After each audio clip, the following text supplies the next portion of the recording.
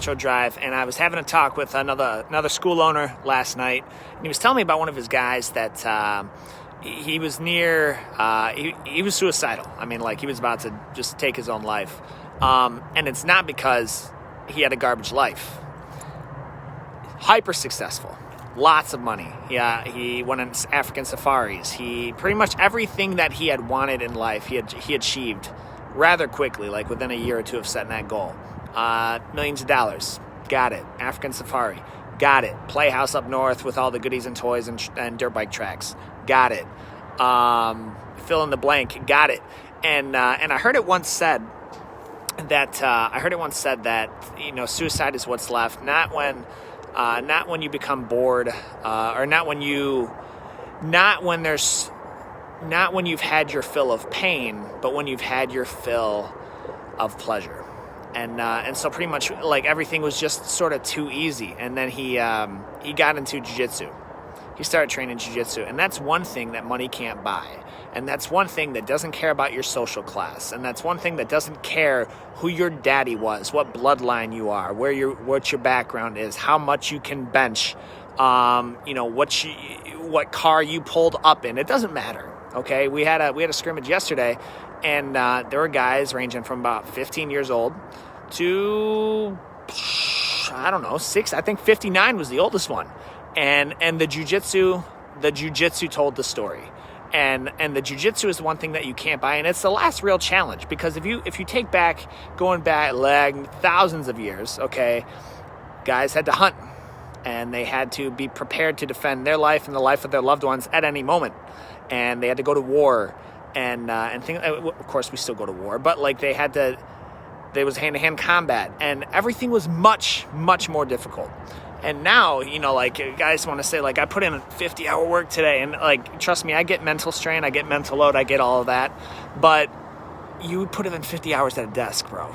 You put in 50 hours, and it's not the same. And from a guy who's done both, it's not like I've done the blue collar, I've done the white collar, and I've done jiu-jitsu, so I know all of them, okay? I know all of them, but to compare the two, it's not the same. And I'm telling you, it scratches a primal instinct, an absolute deep primal instinct in men, to just get out there and see what you're made of. And then here's the cool part, right? I was thinking about this earlier today. Like, we have a saying, we train to beat the trained, not the untrained. But the community is so small and tight that, like, most of the trained people, and most of and I've said this before, the better a skilled fighter is, the less he wants to fight.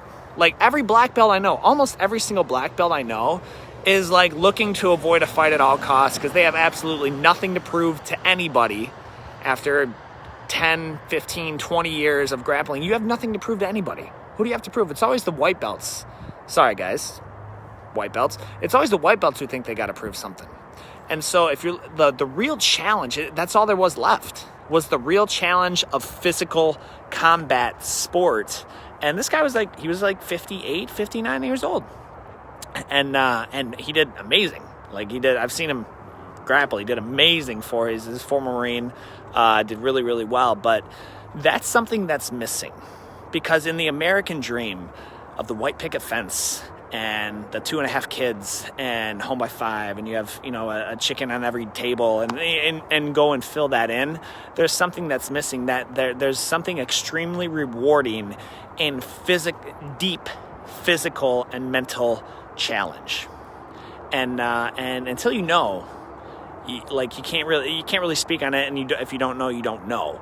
And so a lot of these Metro drives, I talk about things that aren't necessarily specifically jiu-jitsu related, but in this case, jiu-jitsu saved this guy's life.